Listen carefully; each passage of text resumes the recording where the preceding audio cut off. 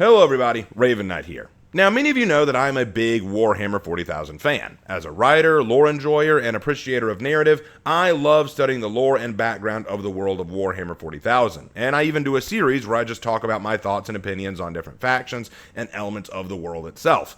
Now, like everyone else, I have my favorites and least favorites among the various factions and elements, but of the Space Marine Legions, I think my favorite has been and always will be the Dark Angels, who I would argue are the best Space Marine Legion with the best Primarch Lionel Johnson. And yeah, I know there are those of you out there who would disagree and argue against that. And you know what? That's totally cool. That's awesome. That's part of the fun of this community and franchise that is Warhammer 40,000. I'm here for it. Today, though, we're looking at a video I stumbled across just a few days ago called The Dark Angels, the Most Traitorous Legion, Warhammer 40,000 lore, from a channel called Grimdark. Now, I was honestly surprised by this title, as while the nature of the Fallen is a serious stain on the legacy and honor of the Angels, it hardly makes them the most traitorous legion, I would say. So I thought I'd watch the video, and after watching it, I do feel like I have some things to say. Now, before we start, there are a few disclaimers I want to make. The first being this. I have not watched much of Grimdark's channel, but I've seen one or two of his videos, and from what I can gather, his channel is primarily meme-focused. It's meant to be kind of funny, quirky, silly, offhanded, and you know what? That's fine. I myself enjoy a good meme, and Warhammer 40,000 is a place where you can do a lot of different memes. The reason I want to make this video, though, is because I believe that memes are funny because of the nugget of truth they reflect, right? So, hear me out. Have you ever heard the term, "it's funny because it's true"? I believe that's why memes are funny. We laugh at the truth. For example, take this joke right here. Take this meme, okay? In this meme, we have a Dark Angel who has fallen down and can't get up. And the Dark Angel buddy of his looking down sees that he's fallen, sheds a tear, and prepares to kill him. Why is that funny? Because we know that the Dark Angels are hunting their fallen brothers who betrayed the Imperium. So the joke here is that the Angel has now fallen and must be killed. The nugget of truth is what makes this funny to us. Now, why am I going to such lengths to explain the nature of comedy? The reason I want to explain this is because I know that there will be people out there who say, hey man, this is all for memes, this is all for jokes, bro, chill out, it's not that serious. But the thing is, I never found anything in this really all that funny. My big criticism with the video is he gets some stuff wrong about the Dark Angels, and I think some of this is a little mean-spirited, and I wanted to just defend my boys here. So, yeah, that's the first thing. I'm making this video not because I have any beef with the creator or because I can't take a joke, but because I think there was some stuff he genuinely got wrong in the video, and I'd just like to help correct some of that and, you know, stick up for my boy, the Dark Angels, a little bit. There's a lot to make fun of about the Dark Angels, but some of this just really isn't it, and I wanted to stick up for my boys. Second thing, number two. Like I said, I'm not here to attack Grimdark himself. I haven't watched a whole lot of his work. I have no opinions on him one way or another. If he's just a meme channel that likes to do lore in a very funny way, that's fine. I have no problem with that. I'm just here to correct some errors and defend the Dark Angels. I mean no ill will to Grimdark himself. I wish nothing but the best for the guy. I mean that sincerely. Finally, number three, last disclaimer, and then we'll jump into it. If you did not listen to the previous two disclaimers I made, and you still want to whine at me and to call me a nerd, that I'm taking this too seriously, that I can't take a joke, then you know what, guys? I welcome you to not watch any more of this video, go back to your memes, and leave the adults to talk, okay? We're here to just chat. I'm here to defend my boys. That's all there is to it, okay? All right. Without any further ado, I want to change out my avatar as I want to do, and today we have a very special treat. My friend Hannah, who draws all the art for the channel, has drawn a special avatar for this occasion. Let's switch it out. There we go. Dark Angel Chibi Claire. Oh my goodness, she's adorable. All right. Okay, let's jump into it. Let's get started. Everybody's heard of the Horus Heresy, like it's grimdark gospel. But did you know the Dark Angels had their own rebellion? They were the true traitors all along, but they did an even shittier job than Horus. And now, the loyal half of the Legion are busy scrubbing the evidence clean, making sure they get all the snitches. But to understand how these hooded emo space Batmans became fallen angels, we have to start from the beginning. All right, so the claim has been made. The Dark Angels were the true traitors all along. But then you go on to say the loyal half. So wait, there are still loyal angels? Well, that seems a little contradictory to say that they are the true traitors, only to follow up with only some of them are traitors. I mean, that's just an odd way to begin, especially considering that every legion has had elements that turn traitor at some point. So I don't know how this makes them the true traitors. Further, saying that they are the true traitors implies that the other traitors are lesser somehow, or they weren't as traitorous. I don't understand this, but I look forward to the explanation. Oh, and side note, emo space Batman. That's what we're calling the Dark Angels, the emo space Batman. I mean, emo I kind of get, but space Batman. That's more like the Night Lords and Conrad Kurz. For those of you out there who want to claim it's all about the memes, he literally got his memes confused here, so, okay. The Dark Angels were the first legion created by the Emperor, which explains their arrogance and superiority complex. They originally donned black armor, but after their forest world Caliban got nuked into compost, they switched to radioactive green in honor of it. Boasting the largest head count and deadliest track record, they earned the nickname of the Uncrowned Princes. Their kill streak was so infamous that the title Angels of Death was theirs alone, before marketing slapped it on every other space marine. In fact, Big E liked them so much that he even granted them access to the ancient forbidden weaponry from his secret stash that included biological weapons and shit that could destroy entire planets. But winning made them cocky, and cocky made them stupid.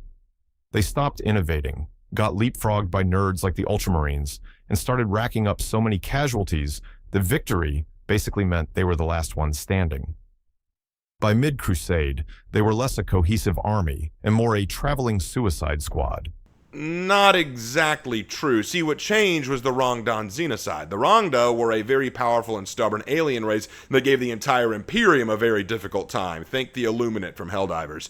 During the Xenocide, the uncrowned princes suffered some of the highest casualties out of all the legions, and they were reprimanded by Gilliman himself for some of their more bold, audacious, and not tactical actions. This caused them to fracture, and each of their companies kind of drifted off to fight in their own way. They weren't really suicide squads as much as they were stubbornly arrogant.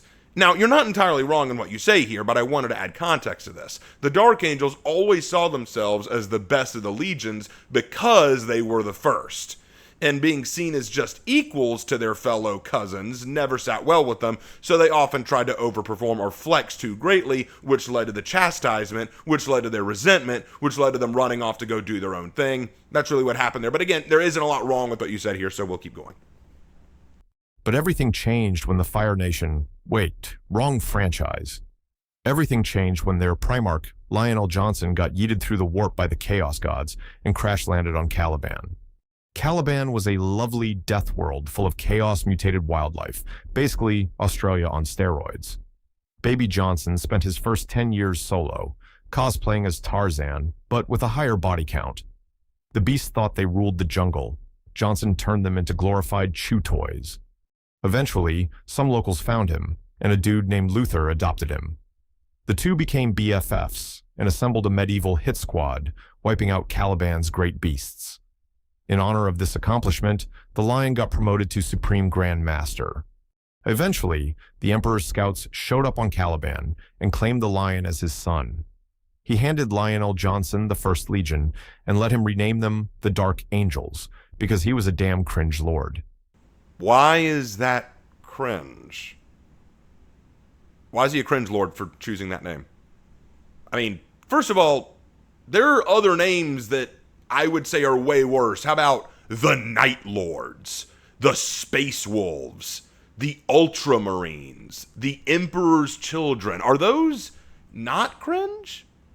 I mean, I suppose you could argue they are no more or less cringe, I guess, but I think the Dark Angels is a cool name, but I don't know, even if you disagree with that, why does the name mean Lionel Johnson is a cringe lord? In fact, I remember in the book, Descent of Angels, Lion quoted as saying, quote, "We are the first legion," said the Lion, "the honored, the sons of the Lion, and we will not be marching into war without a name that strikes terror into the hearts of our enemies. As our legends speak of the great heroes who held back the monsters of our distant past, so too shall we hold back the enemies of the Imperium as we set off into the great void to fight in the name of the Emperor. We shall be the Dark Angels."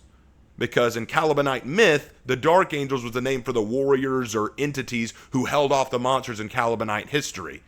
So it's a mythical reflection. I really don't see the issue with the name, but okay, I guess it's cringe. I guess that makes him cringe, all right. The Lion quickly realized he'd inherited a squad of testosterone-fueled alpha males with superiority complexes. So he went full WWE and challenged every squad leader to a one-on-one until the entire legion finally submitted. Now 100,000 strong and freshly unified, the Dark Angels did what any sane legion would do: flex on the Ultramarines. In their first battle, they swooped in like Batman to save an Ultramarines garrison. They bodied the enemy, making everyone forget how hard they used to suck. Hold on. Time out. In this very video, didn't you say this?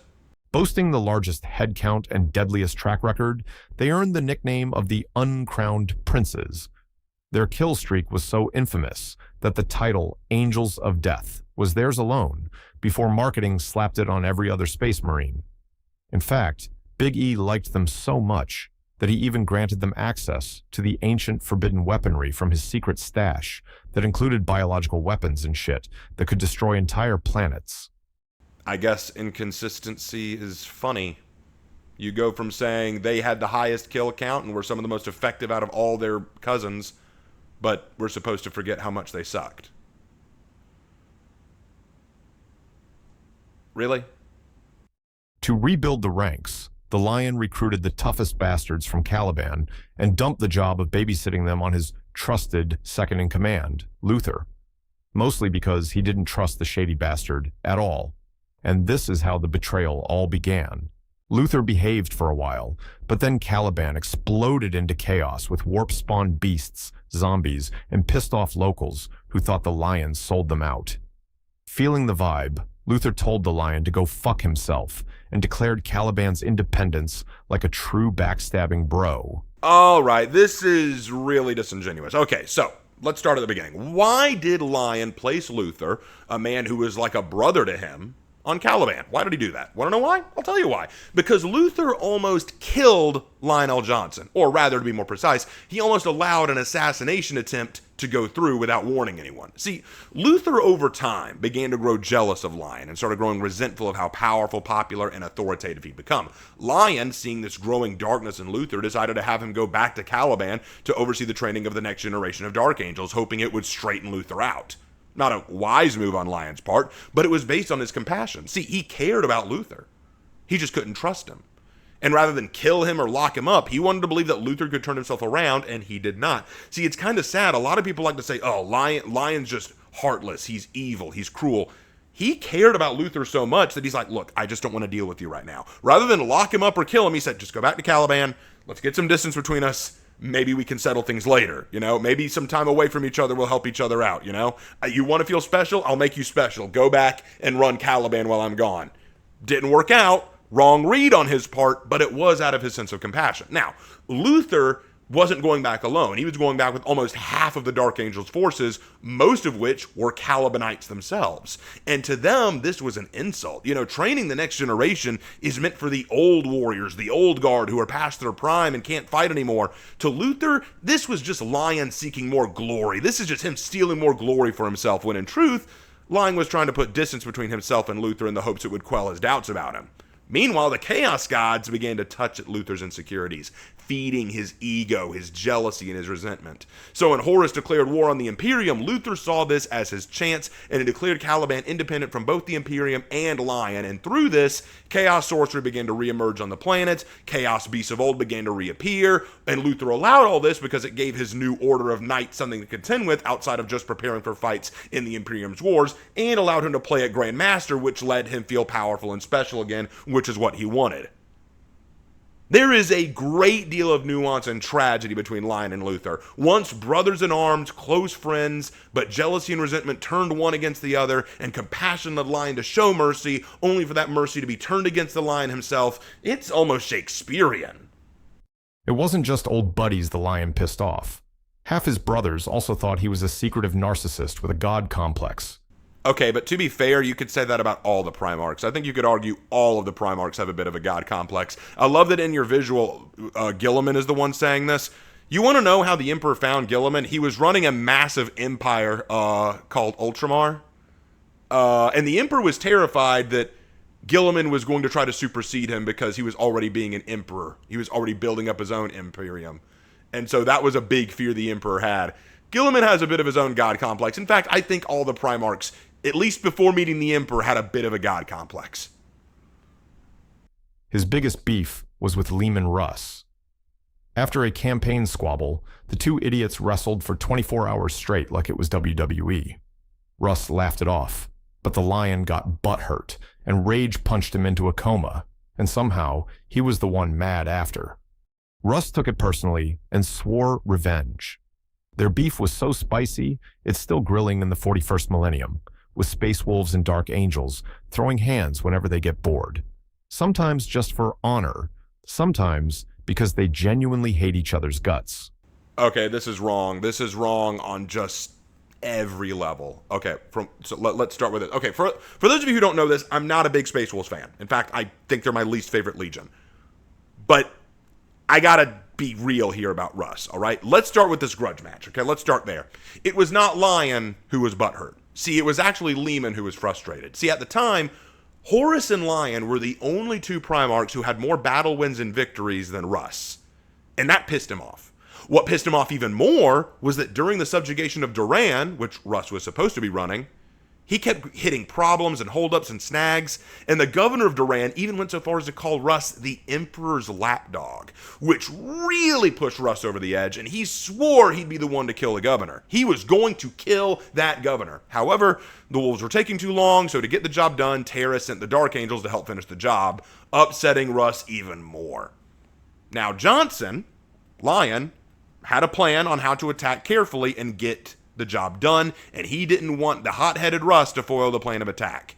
In the end, it was the Lion who reached the governor and killed him first. Russ, furious that he didn't get the kill like he wanted, attacked Lion, and the two held a fist fight for 3 straight days. After calming down, Russ laughed at how stupid the fight was, and Lion, who was angry at Russ throwing that first meaningless punch and wasting all this time, knocked him out in a single blow. It wasn't about Lion being butthurt over anything.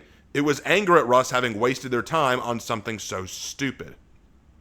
However, here's where you get things wrong. You make it sound like they held endless resentment so deep that even today the Angels and the Wolves hate each other and are bitter enemies. The two aren't enemies. In fact, again, most sources reveal that the Wolves and Angels tend to work well together. Both Primarchs and their legions value loyalty, practicality, and efficiency. Sure, Russ is certainly more hot-headed while Lion is more cold and calculating, but both have their strengths. Now, this is my humble opinion. I can't say for sure, but I think Lion here was being a good big brother, letting his younger brother, his wild brother, let out that ferocity and aggression. Look, you have to understand, while Lion isn't the most sociable of his brothers, he's not incapable of recognizing the needs of others. I've always found it really dumb when people say, oh, Lion's not sociable, why can't he be more like Sanguinius or Guilliman? Dude, comparing anyone to Sanguinius or Guilliman is kind of a tall order to do in the first place, especially when you recognize how they were raised, but beside the point. Look, Lion understands Russ. He probably knew Russ needed to let off some steam here, and so he decided to play into that, engaging in a fist fight with him. What angered him was not Russ fighting him, but Russ laughing about it, which Lion felt was an insult, and because Russ was the one who started his little temper tantrum, and Lion and Russ had to fight it out, and now you're laughing about it? Are you kidding? So Lion knocked him the hell out, saying, dude, sit down, that kind of thing. But Lion and Russ didn't hold any obvious hate for each other. In fact, I'd argue they probably walked away with a newfound respect for each other. Now, the Wolf and Angel battles you talk about here is a customary tradition between the two chapters. See, what happens is when the Wolves and the Angels meet up together, they like to pick champions to duel one another, not out of hate, but out of honor for their historic battle. Look at it this way. If they really hated each other, why wouldn't there be more casualties when the two meet?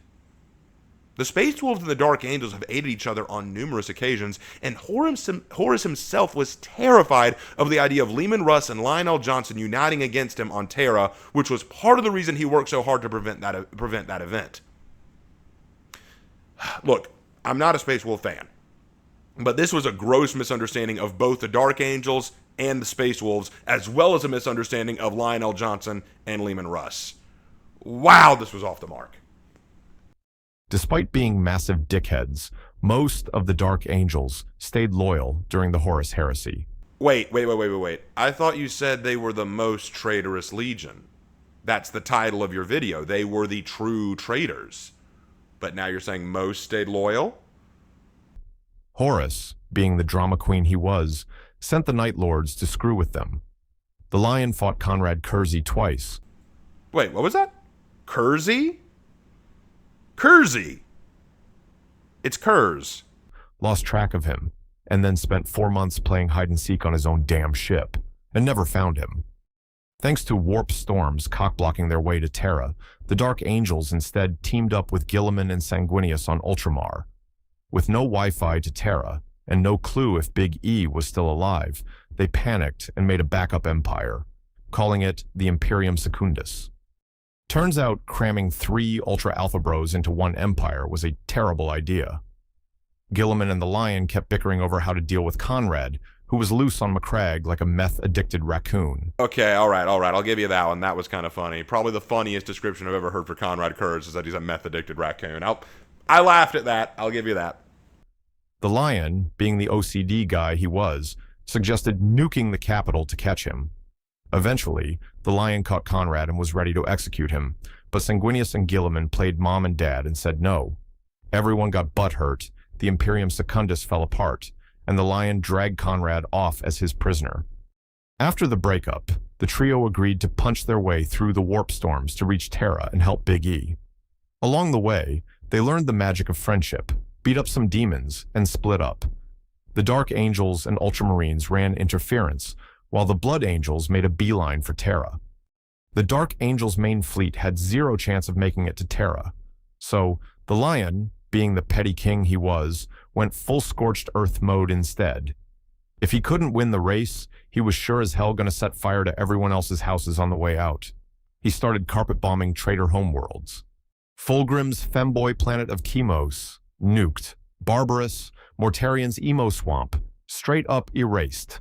The Lion had hoped that attacking the traitor homeworlds would divert some of their attention away from Terra. Stop right there. Stop. So, you admit here that his plan was to try and lure some of the traitors away from Terra. Got it. But you started this portion by saying Lion was being a petty king and did this because he was upset he couldn't get back to Terra in time. I'm sorry, bro. I really am. But is there a joke here? Is there a punchline I'm missing? What's funny about inconsistencies? What's funny about the insult when you yourself admit the actual reason Lion did what he did? Lion attacked those worlds to lure away the traitors, to cut off supply lines to Horus and his allies. He was doing his best given his situation, and he destroyed those planets to do all what he needed to do. How is that being a petty king? I don't understand this criticism. And again, haha, my memes, but I don't get it. If you had just said he was being a petty king and bombed these planets, I would have just pointed out, yeah, but he had his reason. I would have explained the reason, but I can't do that. You gave the reason, so why did you call him a petty king? I don't get it. I don't get it. At the end of Heresy, when the Lion found out Big E was in a coma, he felt guilty and sprinted back to Caliban, only to find it crawling with chaos, and his own legion split into traitors called the Fallen. Furious, the Lion did what any responsible leader would, ordered an orbital bombardment on his own homeworld. All right, let's break this down. When Lion returned, Luther immediately ordered Caliban to fire on Lion's ship. They shot first. Okay. Lion was shocked, realized that Luther and many of the Dark Angels below had turned traitor and fallen to chaos. You say Lion did what any responsible leader would, and the funny thing is, you say it in a sarcastic way. But actually, I would argue, what else would a responsible leader do? Because I think he did exactly what a responsible leader should. Lion had just got done bombing and destroying the homeworlds of traitors and chaos. And now that he'd seen his own world had fallen to chaos, he was doing to them exactly what he'd done to all the others. He was not showing favorites. He was not making excuses. Caliban was not exempt from punishment for treachery. In every way, Lion did the right thing by his own standards and the standards of the Imperium. With the information he had at his disposal, which was, they fired on me, there's chaos on the planet, these guys have fallen to chaos, I've done to chaos similarly, time to do to them what I've done to these other worlds. You know, I think it would have been very irresponsible if you went, hold on, I can't bomb my own world, it's Caliban, I can't do that, like, they're my buddies. So I would ask the question genuinely, what should he have done? What would the action of a responsible leader be, if not to punish those who did wrong? He then personally went down to beat the shit out of his ex-bestie Luther, but during their fight, Luther had a guilt trip and stopped short of killing him. But the Chaos Gods weren't having any of that. They unleashed a warp storm that ripped Caliban apart, yoinked the Fallen into space, and spreading them across the galaxy. The Lion was reported as missing, but in reality, he was just taking an extended nap inside the rock, the last chunk of Caliban, waiting for the day his emo sons screw up badly enough to need him. And wake up he did. In the 42nd millennium, Lionel Johnson crawled out of his nap with amnesia in a weird-ass realm. His memory only returns after he jumps a fallen angel, beats him half to death, and makes him join his new Bible study group called The Risen. Okay, so Lion didn't wake up because the Dark Angels screwed up, I would argue. In fact, we're not entirely sure why Lion woke up when he did. We do know that he awoke in a realm, presumably in a pocket of the warp that reflected Caliban as it once was. When Lion emerged from it, he found a fallen Dark Angel named Zabriel, who had never turned traitor. See, it turns out that many of the Dark Angels on Caliban had no idea Luther had turned traitor and were confused by the order to attack the Lion, so they thought perhaps it was Lion who had turned traitor. Lion attacked Zabriel because he thought he was one of his fallen sons, but was told by a local population of humans that Zabriel had actually been keeping them safe. So Zabriel and Lion spoke to each other. They learned the truth about what really happened that fateful day. And upon learning all this, Lion offered Zabriel the chance to join him. Zabriel then became the first Risen, as you said, and now Zabriel helps Lion seek out other fallen Dark Angels in the hopes of bringing them back into the fold. I felt the need to clarify this because this was something that I think you missed out on in talking about the lore. You mentioned that Luther and many of the Dark Angels on planet turned against the Lion, but you didn't mention that a large portion of those fallen were not actually traitors. They were just confused. They were given orders to attack the Lion, and they had no idea why. In fact, in the book, The Lion, Son of the Forest, it goes into how Lion is trying to redeem not only himself, but his fallen sons. That's one of the things I love about Lion and the Dark Angels. They are a story of redemption, which in the world of Warhammer 40k is not something explored very often. He then goes around recruiting other fallen angels to join his new warband. Somewhere along the way, the Lion unlocks a ridiculous hack called Forest Walk that deadass lets him teleport across space and time. Meanwhile, the Dark Angels spent the last 10,000 years playing Scooby-Doo, frantically hunting their fallen brothers and covering up their family scandal so the rest of the Space Marines wouldn't roast them. That concludes today's episode. Don't forget to like and subscribe. Please. And I think that should about do it. So, before we wrap up, guys, I just want to say this real quick. I still mean no ill will to Grim Doc, and I mean him no disrespect whatsoever. I did enjoy watching the video, even though I disagreed with some of it. And my whole goal in making this video was not to shame him at all. It was merely to add some context to some of the stuff that he said and to correct some errors that he made. Because you know what, guys? I'm a huge fan of the Dark Angels, and I feel like they sometimes get shat on when they really don't deserve it. Don't get me wrong. They're not perfect. They've got some problems. But I feel like some of the criticisms they get are just not warranted, and I wanted to step up for my boys a little bit here. I just wanted to, take this opportunity to clear the air and explain some stuff here. So that was my goal. So in a way, I want to thank Grim Doc for making this video because it gave me that opportunity to do that. I'll actually be watching more of his stuff because I was kind of entertained. I won't do any more response videos like this, honestly. Really, again, this was just my chance to defend the Dark Angels. But if you guys want to go watch his stuff, definitely go check out his channel. The link will be in the description, including the link to this video. Go check it out. But I hope you guys enjoyed the video. I hope that you guys got something out of it. And I hope that if you're a Dark Angels fan out there, you appreciated the defense. If you're not a Dark Angels fan out there, I hope that you know that, they're not as bad as you may have thought. And if you're not a fan of Warhammer 40k in general, I have no idea why you watched this, but I'm glad you did. Thank you all so much. Thank you again to Grimdoc for making the video, and thank you guys for watching the video. Hope you guys enjoyed, and I will see you in my next video. Take care.